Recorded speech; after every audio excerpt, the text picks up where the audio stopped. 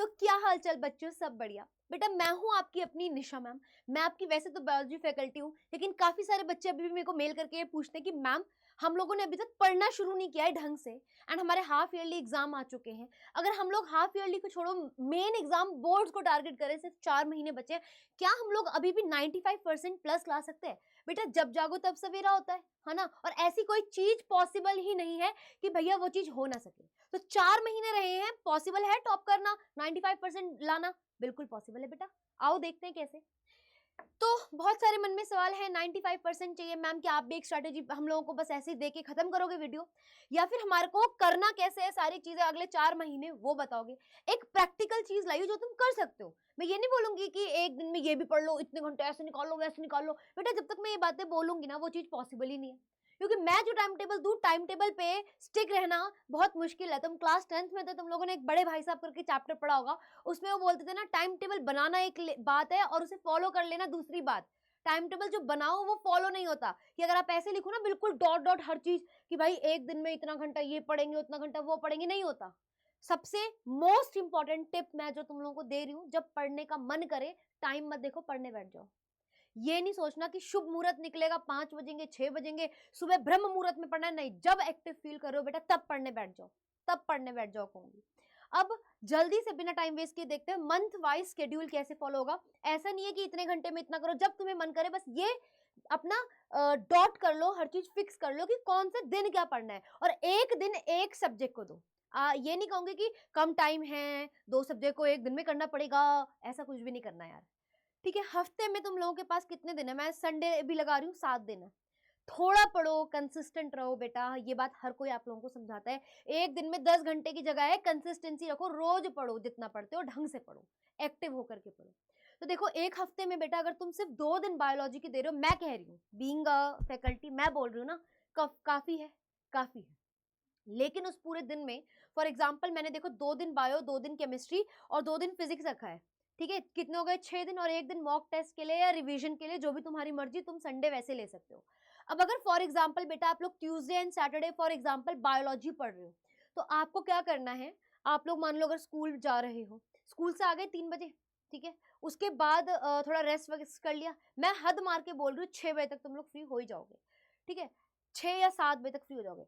7 से 10 या 7 से 9, ठीक है, एक लेक्चर जो होता है ना, वन शॉट, है ना, जो भी टीचर पे आपको बिलीव है कि ये टीचर जो है बढ़िया पढ़ाता है, मुझे एक बारी में खट समझ आता है, उस टीचर का वन शॉट खोल लीजिए, पढ़ लीजिए।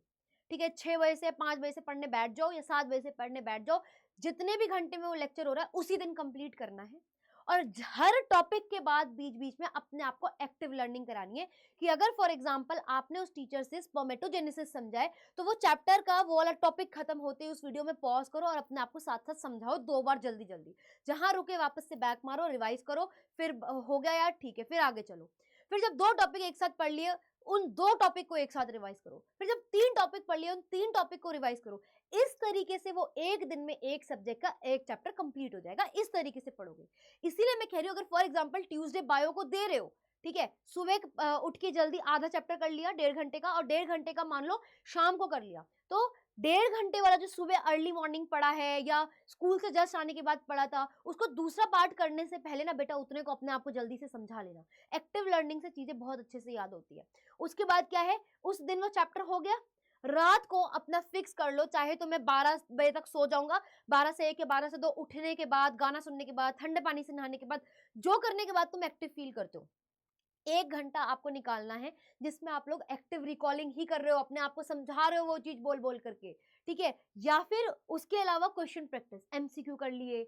ठीक है, जिस टाइप से बोर्ड्स के एग्जाम में आते हैं, ठीक है, सैंपल पेपर उठा के देख लिए, पिछले जो भी टाइप के सैंपल पेपर बुक्स आती है ना, 10 साल या 10 क्वेश्चन सैंपल पेपर्स में देखो, या प्रीवियस ईयर क्वेश्चन पेपर्स में देखो कि सबसे ज्यादा इस वाले टॉपिक से कहाँ से क्वेश्चन आए हैं, उसको अपनी लैंग्वेज में फ्रेम करके, लिख करके, मोस्ट रिपीटेड टॉपिक्स को रिवाइज करते रहो। ठीक है, ये उस दिन जिस दिन कर लोगे ना, एक चैप्टर तुम्हारा बढ़िया तरीके से चमाचम बेटा क्लियर हो जाएगा।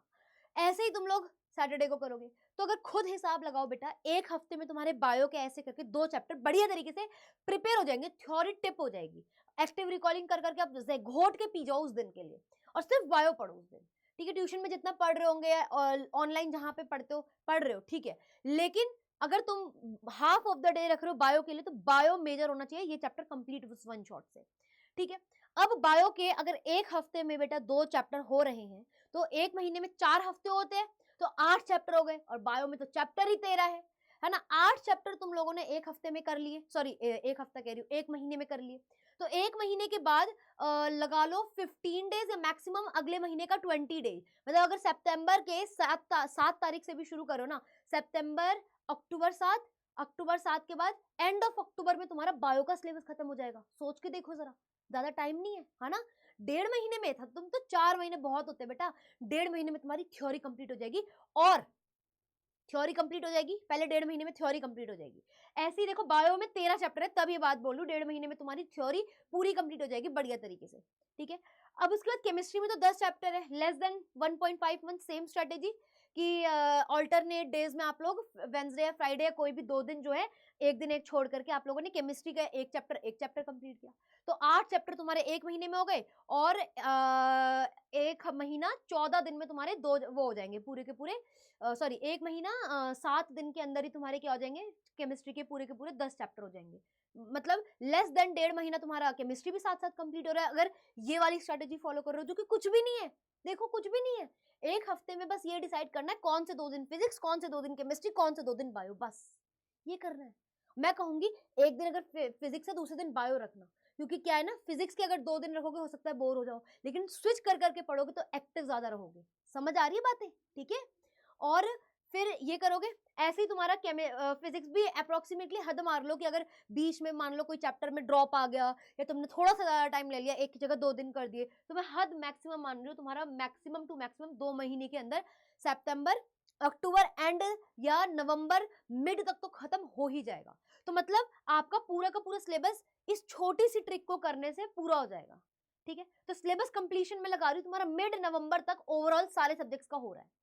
अब लेकिन मैम उसके बाद हमें मेन फोकस क्या करना है बेटा, फिजिक्स में कॉन्सेप्ट क्लैरिटी के अलावा आपको न्यूमेरिकल प्रैक्टिस करनी है, न्यूमेरिकल प्रैक्टिस। और पता है जब आप लोग वो टॉपिक पढ़ रहे हो ना, उनसे तुम लोग एनालाइज तो कर रहे होंगे साथ साथ, जब पढ़ रहे होगे कि यार प्रीवियस ईयर जो एक चैप्टर किया, प्रीवियस ईयर क्वेश्चंस खोले, देख रहे हो किस टाइप के चैप्टर कौन से क्वेश्चन से ज्यादा आ रहे हैं, ठीक है। उस चैप्टर के उस टाइप के क्वेश्चन अगर आप रेगुलरली कर रहे हो ना, तो पता है माइंड की हैबिट हो जाती है कि आपका दिमाग कॉन्सेप्चुअल क्वेश्चंस में फिर लगना शुरू हो जाता है। एक दिन नहीं लगेगा, एक हफ्ता नहीं लगेगा, एक महीने नहीं लगेगा, लेकिन हो फिर आपका जब दिमाग उस तरीके से सोचना शुरू करेगा, आपकी हैबिट डेवलप हो जाएगी, और कहीं ना कहीं आपके क्वेश्चंस बनने शुरू हो जाएंगे। तो फिजिक्स में आप लोग ध्यान रखना कि आप लोग इतनी बार डेरिवेशंस कर लो बेटा, इतनी बार डेरिवेशन कर लो, इतने कॉन्सेप्चुअल क्वेश्चन कर लो हर एक चैप्टर को कंप्लीट करने के बाद 2-2 घंटे में, कि या 3-3 घंटे में उसी सेम डे पे, कि भैया आप लोगों का ना दिमाग बेटा खुलने लग जाए, चलने लग जाए, इतनी प्रैक्टिस करनी है, ठीक है। फिजिक्स में आप लोगों को कॉन्सेप्ट क्लैरिटी और प्रॉब्लम सॉल्विंग क्वेश्चन पे, कॉन्सेप्चुअल क्वेश्चन पे ज्यादा ध्यान देना है अलॉन्ग विद डेरिवेशंस, ठीक है।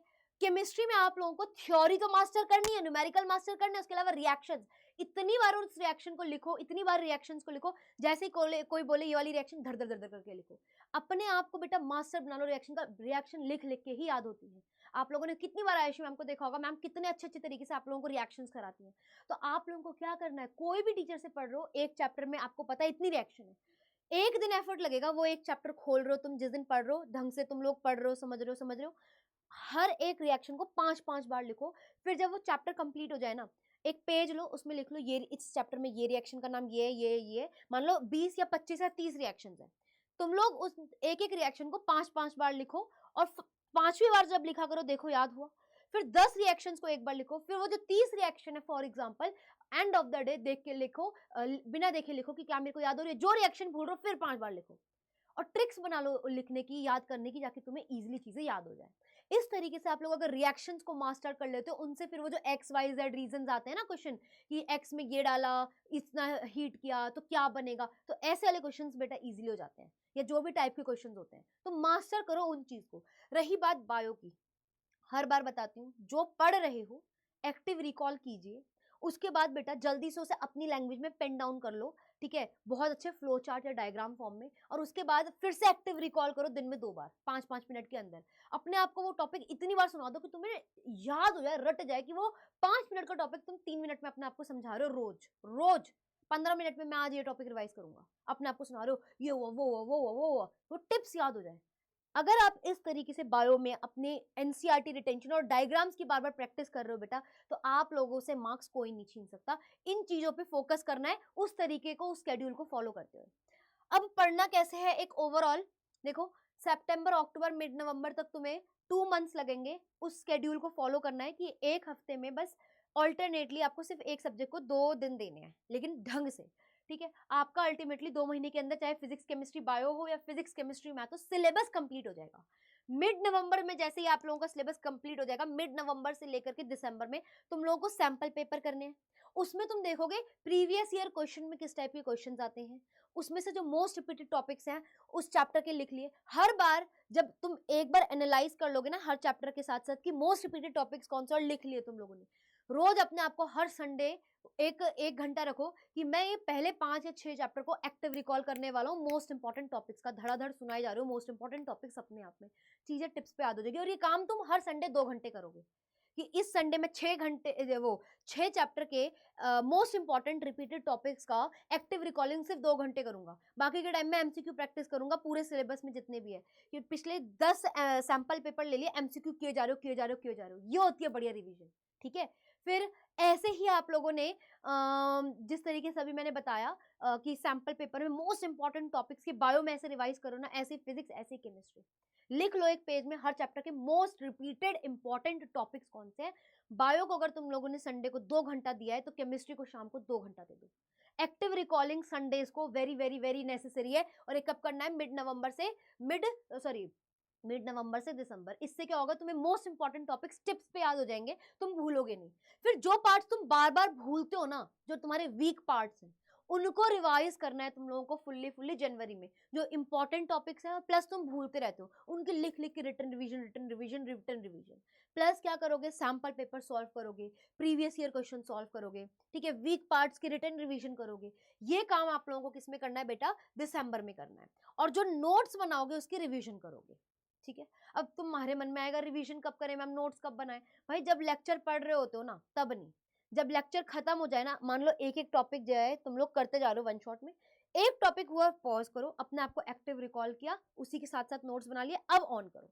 इस तरीके से करोगे तो ज्यादा बेटर होगा। या फिर एक तरीका होता है पूरा अच्छे से पढ़ लिया एक्टिव रिकॉल करते हुए, फिर तुम लोग नोट्स बना लो एक बारी में बैठ करके 1-2 घंटे में या 3 घंटे में, जितना भी घंटा लग रहा है।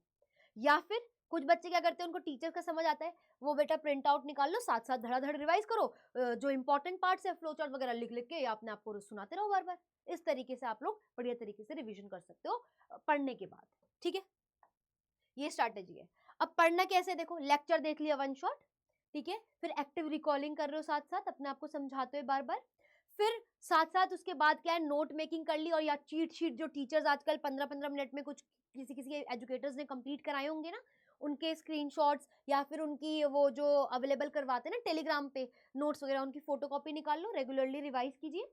ठीक है, फिर जो जो चैप्टर तुम लोग पढ़ रहे हो एमसीक्यू प्रैक्टिस करोगे सैंपल पेपर से उन चैप्टर्स की।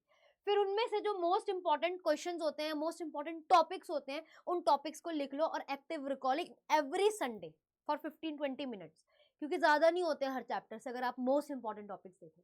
फिर उसके बाद क्या, रिटन प्रैक्टिस करनी है उन पार्ट्स की जिनमें हमें पता है ये 3 और 5 में आते हैं, जैसे कि फ्लो चार्ट्स वाले क्वेश्चन, स्पर्मेटोजेनेसिस, oogenesis, है ना, सीवेज ट्रीटमेंट प्लांट। जब जब जो जो चैप्टर कर रहे हो हर संडे टाइम निकालो कि अगर सब याद हो गया तो रिटन प्रैक्टिस करो कि क्या मेरा आंसर प्रेजेंटेशन अच्छा है या नहीं है, इस तरीके से। फिर डेली एक्टिव रिकॉलिंग तो कह ही दिया, मान लो फिजिक्स पढ़ पढ़ के एक दिन जिस दिन पढ़ रहे हो थक गए, अब देखो जरा कल मैंने यार बायो पढ़ी थी, क्या मेरे को वो वाला टॉपिक याद है, जल्दी से रिकॉल कर लिया 5 मिनट चैप्टर सॉरी टॉपिक, उससे क्या हुआ एकदम से माइंड थोड़ा सा स्विच हुआ, तो एकदम से वो टॉपिक रिवाइज भी हो गया, कॉन्फिडेंस भी आ गया, फिर बैक टू फिजिक्स स्विच कर लो। ठीक है, फिर लास्ट में क्या करना है, मेंटेन करना है, जैसे जैसे आप एक चैप्टर खत्म कर रहे होते हो ना दिन में, पूरे एक दिन में खत्म होने वाला दिन, अब पता चल चुका है सैंपल पेपर को देख करके कि भाई इसमें सबसे ज्यादा टॉपिक्स कौन से क्वेश्चंस कौन से टॉपिक से आता है, एक पेज या डायरी छोटी सी मेंटेन करो, उनके साथ साथ जिस हफ्ते में पढ़ रहे हो बेटा आप लोग बस नेम लिख लो, चैप्टर पूरा पूरा रिवाइज किया करो एक्टिव रिकॉल के टाइम पे, लेकिन ये लिख लिया करो कि अच्छा हमने जब देखा था एमसीक्यू प्रैक्टिस की थी, उसके अलावा हमने देखा था सेक्शन बी से लेकर सेक्शन ई में मोस्ट इंपॉर्टेंट और फ्रीक्वेंटली रिपीटेड इन टॉपिक्स से आते क्वेश्चन, उन टॉपिक्स के नेम लिख लिए, ताकि जब तुम अपने mid November to December revision वाले टाइम पे हो तो सबसे पहले उनकी एक्टिव रिकॉलिंग करके उन्हें रट के घोंट के पी जाओ हर संडे, ये चीज हो सके। ठीक है, तो इस तरीके से आप लोगों को पढ़ना है। अब क्या चीज आप लोगों को जनवरी के टाइम पे बिल्कुल नहीं भूलनी होगी बेटा, that is NCERT text book. Bio के लिए तो मैं रेफर करूंगी, फिजिक्स या केमिस्ट्री में जो आपका एजुकेटर बोलता है वो चीज को फॉलो करना। ठीक है, सॉल्व एग्जाम्पल बैक एक्सरसाइज में एनसीईआरटी में करके जाना भैया, बायो की फिजिक्स केमिस्ट्री के न्यूमेरिकल्स वगैरह पीछे के एनसीईआरटी के बीच में जो दिए होते हैं वो करके जाना। उसके अलावा प्रीवियस ईयर बोर्ड को तुम ऑब्जर्व करके ही जाओगे क्वेश्चंस, मोस्ट इंपॉर्टेंट टॉपिक्स की एक्टिव रिकॉलिंग, वीक एरियाज को बार बार जो तुम्हें पता है कि मैं भूलता हूँ या भूलती हूँ उसे रिवाइज करते रहना है। ठीक है, अपने नोट्स वगैरह उनको रिवाइज करना लास्ट टाइम पीरियड में। ठीक है, sample papers and online mock test जरूर देने हैं हर संडे या सैटरडे, जब लास्ट में सब कुछ टिप्स पे याद हो चुका है। लास्ट 15 दिन जो होते हैं जनवरी के, भाई मैक्सिमम क्वेश्चन आज सेट करके बैठ जाओ कि मैं आज बायो का एक पेपर कर रहा हूँ, नेक्स्ट दिन केमिस्ट्री का, और अपने टीचर को भेज दो, मैम चेक करो और गलतियां बताओ। फिर जहां जिस कॉन्सेप्ट में लग रहा है कि गलतियां आ रही है उसको रीराइट करो कि मैम अब ये ठीक है क्या, ये अभी भी इसमें मार्क्स कटने की गुंजाइश है, चेक कराओ, पीछे पड़ जाओ टीचर्स के, कोई दिक्कत नहीं है।